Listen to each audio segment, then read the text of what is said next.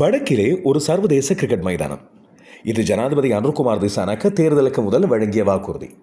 அந்த வாக்குறுதியை நிறைவேற்றும் முகமாக அண்மையில் யாழ்ப்பாணத்தின் மண்டிதீவிலே 48 ஏக்கர் பரப்பளவு உள்ள பெரிய விஸ்தீர்ணமுள்ள காணி ஒன்று பெறப்பட்டு அந்த காணியிலே 80 மீட்டர் சுற்றளவு கொண்ட ஒரு மைதானம்.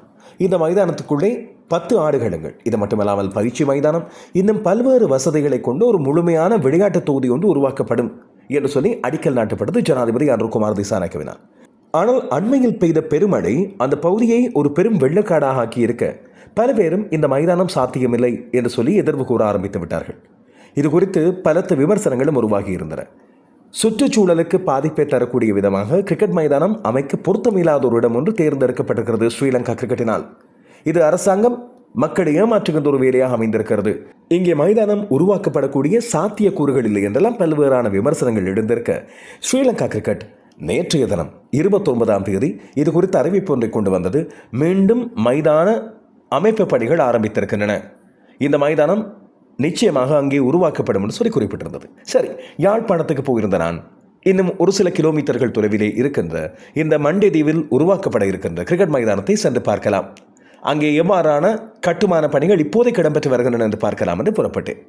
பண்ணைப்பாலம் வழியாக என்னுடைய பயணத்தில் உங்களையும் சேர்த்துக் கொள்கிறேன்.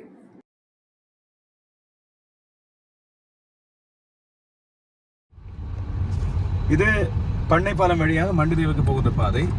மண்டிதீவில் அமைக்கப்பட இருக்கின்ற யாழ்ப்பாணம் சர்வதேச கிரிக்கெட் மைதானம் எப்படி இருக்கிறது என்று சொல்லி பார்க்க போகலாம் என்று முடிவெடுத்திருந்தேன்.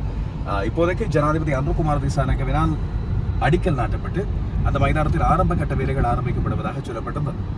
ஆனால் தொடர்ச்சியாக பெய்த இந்த டிட்வா புயலுக்கு பிறகு வந்த அடைமழை காரணமாக இந்த மைதானத்தின் வேலைகள் தற்காலிகமாக இடைநிறுத்தப்பட்டது. உங்கள் அனைவருக்கு தெரியும், அந்த வேளையில் வெள்ளக்காடாக இருந்தது மைதானம். இதையடுத்து இன்னமும் சுற்றுச்சூழலியாளர்கள் தங்களது எதிர்ப்பை தெரிவிக்கின்றார்கள். இந்த பிரதேசம் கிரிக்கெட் மைதானம் ஒன்றை அமைப்பதற்கு ஏற்புடையதல்ல. இங்கே வளர்கின்ற பல்வேறு தாவரங்கள், கண்டல் தாவரங்கள், அதுபோல கடற்கரை ஒட்டி வாழ்கின்ற தாவரங்கள் ஆகியன இங்கே இருக்கின்ற சுற்றுச்சூழல் சமநிலைக்கு மிக முக்கியமானவை. எனவே இங்கே கிரிக்கெட் மைதானம் அமைக்க வேண்டாம், அதற்கு பொருத்தமான வேறு இடம் ஒன்றை தெரிவு செய்யுமாறு அவர்கள் தொடர்ச்சியாக கோரிக்கை விடுத்து வந்தாலும் அரசாங்கம் சுற்றுச்சூழலியாளர்களின் அபிப்பிராயத்தை கேட்டு அதன் அடிப்படையில் இங்கே மைதானத்தை அமைக்கலாம் என்று முடிவெடுத்திருப்பதாக சொல்லப்படுகிறது. இப்போதைய நிலையில் நேற்றைய நாள், அதாவது நேற்று திங்கட்கிழமை 29ஆம் தேதி மீண்டும் ஸ்ரீலங்கா கிரிக்கெட் உத்தியோகபூர்வமான அறிவித்தல் ஒன்றை கொடுத்திருக்கிறது. மைதான அமைப்பு வேலைகள் தொடர்ச்சியாக இடம்பெறும். இந்த டிட்வா புயல் இயற்கை பேரிடர் காரணமாக இடைநிறுத்தி வைக்கப்பட்ட வேலைகள் இப்போது தொடர்ச்சியாக நேற்று முதல் ஆரம்பிக்கப்படுகின்றன என்று அறிவிக்கப்பட்டது. எனவே போய் பார்க்கலாம் எப்படி இருக்கிறது மைதானம். எனக்கும் மண்டிதீவு பக்கம் முன்பு சின்ன வயதிலே போய் வந்திருந்தாலும் இந்த மைதானம் அமைக்கப்பட்டதாக, இதோட மைதானம் அமைக்கப்பட இருப்பதாக தகவல் வெளிவந்த பிறகு, செய்திகள் வெளிவந்த பிறகு நான் செல்கிற முதல் சந்தர்ப்பம் இது. அண்மையில் பெய்த பெருமழை காரணமாக நீர்மட்டம் உயர்ந்திருக்கிறது இரண்டு பக்கங்களிலும். இந்த வீதியை ஊடறுத்து நீர் பாய்ந்திருந்ததும் மைதானத்தை நிரப்புகின்ற அளவுக்கு நீர் ஒரு வெள்ளக்காடாக இருந்ததை நாங்கள் பார்த்திருந்தோம் புகைப்படங்கள், காணொலிகள் மூலமாக. நினைக்கிறேன் இப்போ மைதானத்துக்கு கொஞ்சம் கிட்ட வந்துட்டோம்னு சொல்லி இப்போதும் இந்த கண்டல் தாவரங்களை மேவி நீர் நின்று கொண்டிருப்பதை பார்க்கிறோம். இது என்ன போர்டு இதோ, ஜப்னா ஸ்போர்ட்ஸ் சிட்டி ப்ராஜெக்ட். அதாவது இது தனியே சர்வதேச கிரிக்கெட் மைதானம் மட்டுமல்ல, மாறாக இந்த இடத்துல ஒரு கிரிக்கெட் கிராமம் போல ஒரு முற்றுமுழுதான ஒரு கிரிக்கெட் தொகுதி உருவாக்கப்படுகிறது என்றுதான் எங்களுக்கு அறிவிக்கப்பட்டது. இப்போது நீங்கள் பார்த்தால் தெரியும், cricket ground, grandstand, media centre, pavilion என்று முழுமையாக என்னென்ன இங்கே அமைக்கப்படுகின்றனோ அவை பற்றிய முழுமையான விவரங்களை அறிவிக்கின்ற ஒரு பெயர் பலகை இது.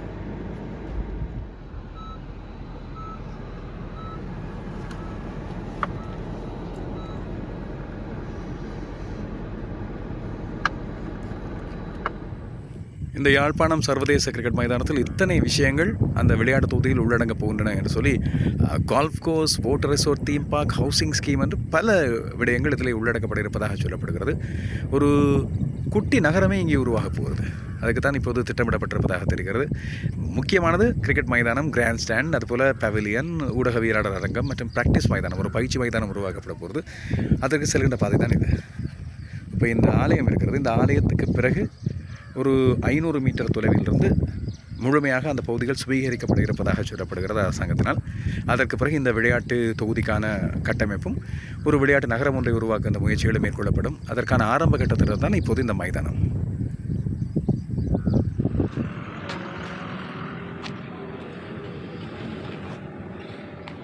வெள்ளத்தால் நிரம்பி இருக்கிற மண்டிதீவிலே அமையப்படவிருக்கிற யாழ்ப்பாணம் சர்வதேச கிரிக்கெட் மைதானத்தின் அந்த பரப்பளவுக்கு முன்னால் நின்று கொண்டிருக்கிறேன். ஒரு மெஸ்ஸிவ் ஏரியா, மிக பிரம்மாண்டமான ஒரு இடம் ஒன்று இதற்கு எடுக்கப்பட்டிருக்கிறது.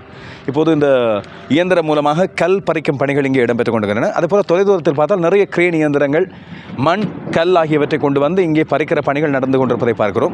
அந்த தொலைதூரத்தில் வெள்ளக்காடாக தேங்கி இருக்கின்ற கிட்டத்தட்ட ஒரு தடாகம், ஒரு குளம் போல இருக்கிற அந்த இடத்துல தான் ஜனாதிபதி அனுரகுமார் திசாநாயக்கவினால் தொடங்கி வைக்கப்பட்ட அந்த அடிக்கல் நாட்டப்பட்ட இடம் அங்கே இருக்கிறது. அந்த அடிக்கல் அப்படியே உங்களுக்கு தெளிவாக தெரிவதை பார்க்கலாம். மழை வெள்ளம் இல்லாமல் இருந்தால் நானும் அந்த பக்கம் கொஞ்சம் நடந்து போய் உங்களுக்கு அதை காண்பித்திருக்கலாம். இப்போதைக்கு இந்த இடத்தில் கட்டுமான வேலைகள் மட்டுமே நடந்து கொண்டிருப்பதை பார்க்கிறோம். இதுதான் உருவாக்கப்பட இருக்கின்ற யாழ்ப்பாணம் சர்வதேச கிரிக்கெட் மைதானத்தின் மாதிரி வரைபடம். இந்த இடம் எப்படியும் அபிவிருத்தி செய்யப்படும். பெரிய பெரிய வாகனங்கள் வந்து போகக்கூடிய இடமாக இது இருக்கும். ஒரு ஸ்போர்ட்ஸ் காம்ப்ளெக்ஸாக, ஒரு விளையாட்டு தொகுதியாக இது உருவாக்கப்பட போகிறது. கிரிக்கெட் மைதானம் மட்டுமில்லாமல் இங்கே உடற்பயிற்சி கூடம், அதுபோல் விருந்தினர்கள் தங்குமிடம், வீரர்கள் பயிற்சிகள் எடுக்கின்ற இடம், நீச்சல் தடாகம் வந்து பல வசதிகள் இங்கே உருவாக்கப்பட இருக்கின்றன. அதை பற்றி விரிவான விடயங்களை ஏற்கனவே நான் உங்களுக்கு இந்த புகைப்படத்தை காண்பித்த போது சொல்லியிருந்தேன். இது ஒரு மாதிரி வரைபடம் தான், இப்படியே வரமண்டு இல்லை. ஆனால் பார்த்தா இங்கே கல் குவிக்கப்பட்டிருக்கு. அந்த பக்கம் பெரிய பெரிய கற்கள் இப்பொழுது போடப்பட்டு இந்த வெள்ள நீர் இருக்கிற இடம் முற்றுமுழுதாக மூடப்படும் என்று சொல்லப்படுகிறது. ஸ்ரீலங்கா கிரிக்கெட் இப்பொழுது உத்தியோகபூர்வமாக அறிவித்திருக்கிறது இந்த மைதானத்தின் வேலைகள் கட்டாயமாக நடக்கும் என்று. ஆரம்பத்தில் திட்டமிட்டபடி இந்த மைதானத்தின் கட்டுமான வேலைகள் நடந்து டிட்வா சூறாவளியும் இயற்கை பேரிடரும் மழை வெள்ளமும் வராமல் இருந்தால் ஜனவரி 2026 ஜனவரி கடைசி பகுதியில் ஒரு சர்வதேச போட்டி ஒன்றை இந்த மைதானத்தில் நாங்கள் பார்த்துருக்கலாம். இப்போது அது கொஞ்சம் தாமதமாக இருக்கிறது. அது காலதாமதப்படும் என்று ஸ்ரீலங்கா கிரிக்கெட் அறிவித்திருக்கிறது. ஆனால் நடக்கும். இப்போ முன்பு அடிக்கடி பேசப்படும் ஒரு வசனம், ரஜினிகாந்த் சொல்கிற வசனம் போல முடிவு எடுக்கப்பட்டு விட்டது, திகதி பின்னர் அறிவிக்கப்படும் என்பதை பொறுத்தான். இது கட்டாயமாக கட்டப்படும். ஆனால் முதலாவது போட்டி நடக்கின்ற திகதி பின்னர் அறிவிக்கப்படும் என்று சொல்லப்படுகிறது. பொறுத்திருந்து பார்ப்போம். இப்போதைக்கு இதுதான் மைதானத்தின் நிலை. நீங்கள் இங்கே பார்க்கக்கூடியதாக இருக்கும். இந்த மைதானத்தின் இந்த பகுதியிலிருந்து அவ்வளவு தொலைதூரத்துக்கு மைதானத்துக்கும் இந்த விளையாட்டு தொகுதிக்குமான அரசாங்க காணி எடுக்கப்பட்டிருக்கிறது. அங்கே உங்களுக்கு தெரியும், தூரத்தில் பார்க்கும்போது பனைமரங்கள் இருக்கின்றன. அந்த பனைமரம் வரைக்கும் இருக்கின்ற இடங்களில் லோரிகள், அதுபோல் இந்த கிரேன் இயந்திரங்கள், பெக்கோ இயந்திரங்கள் ஆகியன இப்போது பணிகளில் ஈடுபடுத்தப்பட்டிருக்கு. மும்முரமாக இந்த பணிகள் இடம்பெறுவதாக சொல்லப்படுகிறது. விரைவாக கட்டுமான பணிகள் இடம்பெறும். இதுக்கு சர்வதேச உதவிகளும் பெற்றுக்கொள்ளப்படும். ஆடுகளத்தை அமைப்பதற்கு, அதுபோல் புற்களை கொண்டு வந்து மைதானத்தின் கட்டுமான பணிகளுக்கு சர்வதேச நிபுணத்துவம் இங்கே பெற்றுக்கொள்ளப்படும் என்று அறிவிக்கப்படுகிறது. எனவே நாங்களும் மிகுந்த ஆர்வத்தோடு ஒரு சர்வதேச மைதானத்தை விரைவில் எங்கள் பகுதியில் பார்க்க போகிறோம் என்ற சந்தோஷத்தோடு நாங்களும் பார்த்துருப்போம். பண்ணைப்பாரத்திலிருந்து மண்டிதீவுக்கு செல்கின்ற பிரதான பாதை வழியாக வரும்போது இப்படியான ஒரு இயற்கை காட்சியை நீங்கள் இரண்டு பக்கம் பார்க்கலாம். பச்சை பசேல் என்று தண்ணீரும் நிறைந்திருக்கின்ற ஒரு பகுதியாக இந்த பகுதி இருக்கிறது. இப்போது பெய்திருக்கிற அண்மைக்கால மழை அதிகமான தண்ணீரை இந்த நிலங்களில் தேக்கி வைத்திருக்கிறது. இப்போதும் ஒரு மாறி காலத்துக்கான குளிர் சூழ்நிலை, அதுபோல் மழை எந்த வேளையிலும் வரக்கூடிய சூழ்நிலை இருந்து கொண்டிருப்பதை பார்க்கிறோம். இவ்வளவு தூரம் மிக பெரும் மைதானமாக இந்த மைதான பரப்பு, இந்த விளையாட்டு தொகுதி பரப்பு உள்வாங்கப்பட்டிருக்கிறது. சரியான முறையில் மைதானம் கட்டமைக்கப்பட்டு இங்கே வெள்ள நீர் தேங்காத மாதிரி நீர் வடிந்தோடக்கூடிய முழுமையான அமைப்பு உருவாக்கப்பட்டால் இங்கே ஒரு அழகான மைதானம் வந்து உருவாகும். ஆனால் சுற்றுச்சூழலியலாளர்கள் தங்களது கருத்துக்களை தொடர்ச்சியாக இப்போது எதிர்ப்பு தெரிவித்து வருவதை நாங்கள் பார்க்கிறோம். இதற்கு அரசாங்கம் சரியான ஒரு சுற்றுச்சூழல் மதிப்பாய்வு ஒன்றை செய்து தான் இந்த நடவடிக்கை எடுக்கும் என்று நாங்கள் நம்புகிறோம். விளையாட்டு ரசிகர்களை பொறுத்தவரையில் ஒரு மைதானம் கட்டாயமாக சர்வதேச மைதானம் வடக்கில் வர வேண்டும். ஆனால் அது இயற்கைக்கு எந்த ஒரு பாதிப்பும் இல்லாமல் வர வேண்டும் என்பது எங்களது விருப்பமாக இருக்கிறது. இதுக்கு பிறகு மைதானத்தின் உட்பகுதிக்குள் கட்டுமான பணிகள் இடம்பெறுகின்ற மற்ற பகுதிக்குள் மைதானத்துக்குள்ளே போய் பார்க்கலாம் என்று சொல்லி பார்த்தேன்.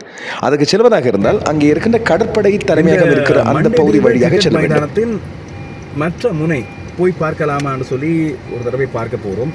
SMS வேலு சுமன பாப் மண்டிதீவு ஈஸ்ட் என்று இராணுவ தலைமையகத்துக்கு செல்கின்ற பாதை என்று சொல்லப்படுகிறது. போய் பார்ப்போம். போக முடியாது, திரும்ப சொன்னால் திரும்பி போவோம். ஆமாம், ரேடியோ சிலோன் ரோடு என்று சொல்லி இந்த ரோடு அழைக்கப்படுகிறது. இந்த வீதி, அதாவது இலங்கை ஒலிபரப்பு கூட்டத்தாபன வீதி. ஒரு காலத்தில் இலங்கை ஒலிபரப்பு கூட்டத்தாபனத்தின் மண்டிதீவு பிராந்திய அலுவலகம் கலையகம் இந்த பகுதியில் இருந்தது.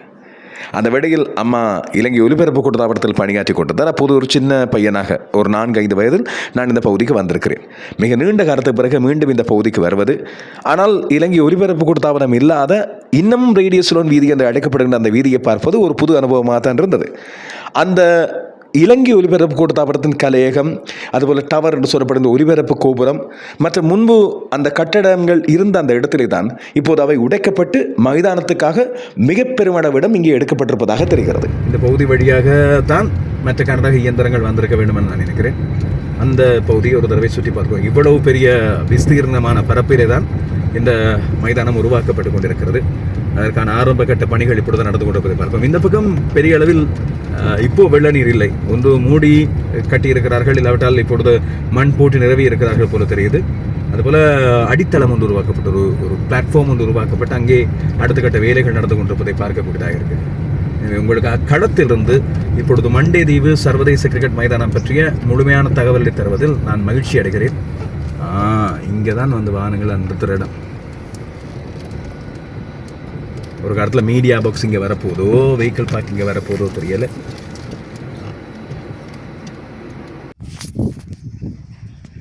பார்க்கலாமா எவ்வளோ போய் பார்க்கல? அது நான் மீடியாவிலேருந்து வரேன். நான் சும்மா கிரவுண்டை பார்க்கலாம்னு. இங்கே நிற்கிறமே. சரி சரி. நிற்கிறேன் எவ்வளோ. மைதானத்தின் சீரமைப்பு பணிகள் இடம்பெற்று வருகின்ற இடம் இது. முற்றுமுழுதாக வெள்ளக்காடாக இருந்த இடத்தை இப்பொழுது மண் போட்டு நிரவி கனரக வாகனங்கள் பயணித்து உள்ளே கட்டுமான பணிகளுக்கான அடித்தளங்கள், முக்கியமாக இந்த நீர் நிரம்பி இருக்கின்ற பகுதிகளை நிரப்பி ஓரளவு உயரமான மண்மேடாக இந்த பிரதேசத்தை கொண்டு வருவதற்கான முதல் கட்ட பணிகள் இப்பொழுது பொறியியலாளர்களால் மேற்கொள்ளப்பட்டு வருகின்றன. உள்ளே முழுமையாக நுழைந்து இந்த மைதானத்தை பார்ப்பதற்கு, இல்லாவிட்டால் இப்போதைய பணிகளை பார்ப்பதற்கு தடை. எனவே நான் வெளியே இருந்து ஓரளவு தகவல்களை சேகரித்துக் கொண்டேன். இந்த இடம் அந்த ஒற்றை பனைமரம் இருக்குதானே, அந்த பனைமரத்திலிருந்து மைதானம் ஆரம்பிக்கிறது. எனவே ஒரு மிகப்பெரிய மைதானமாக அமைய போகிறது. அதுபோல் இந்த மைதானத்தின் பாதி அளவை கொண்டதாக பயிற்சி மைதானம் ஒன்றும் உருவாக்கப்படுகிறது. எனவே ஒரு மிகப்பெரிய விஸ்தீர்ணம் எடுக்கப்பட்டுகிறது. ஸ்ரீலங்கா கிரிக்கெட் சொன்னது போல மைதானத்தின் பணிகள் முதற்கட்ட பணிகளாக இந்த தண்ணீர் நிரம்பி இருக்கின்ற இடங்களை நிரப்பி ஒரு தளம் ஒன்றை உருவாக்குவது மிக பெரும் சவாலாக அமைய போகிறது. எனவே இயற்கையின் சவாலை தாண்டி இந்த பணிகளை கட்டமைத்து நடத்துவது என்பது மிகப்பெரிய ஒரு பணி. அதற்கு நீண்ட காலம் எடுக்கும் போல தெரிகிறது. ஆனால் இப்போதே பல இயந்திரங்கள் ஒரே நேரத்தில் அதுபோல பல பணியாளர்களை ஒன்றாக பயன்படுத்தி இந்த பணிகளை ஆரம்பித்திருப்பதை பார்க்கும்போது மைதானத்தின் கட்டமைப்பு பணிகள் இயற்கையின் சவாலை எதிர்கொண்டு நடக்கும் போல தெரிகிறது.